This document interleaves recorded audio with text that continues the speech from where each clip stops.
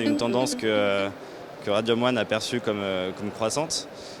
C'est un phénomène que Radium One analyse en fait comme une perception donc, par les internautes et par les consommateurs d'une espèce de décalage entre les données qui sont collectées, comment elles sont utilisées par les acteurs de la publicité et au final le rendu de la publicité qui est vécu en décalage avec ce que le consommateur veut.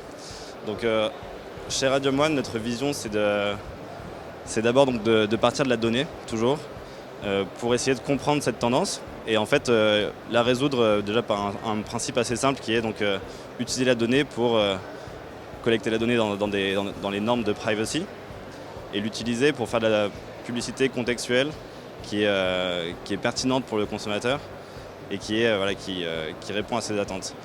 Bien sûr, c'est pas suffisant. La publicité ciblée, justement, doit évoluer et donc il y a une grosse problématique en fait de surpression publicitaire. Et là-dessus encore, la donnée peut nous sauver.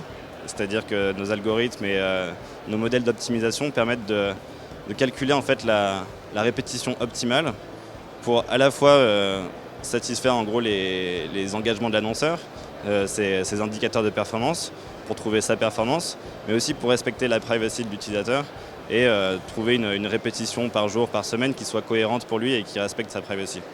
Il y a un deuxième point, c'est également l'univers créatif, qui est donc en fait le produit finalement délivré par notre société, donc la publicité, la bannière qui est diffusée. Bien évidemment, cette bannière doit respecter la privacy du consommateur et donc ne pas être intrusive.